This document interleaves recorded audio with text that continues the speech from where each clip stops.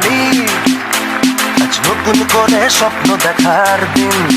বেতালি বাঙালি, আজ মুছে গেছে মর্ম ব্যথার ঋণ।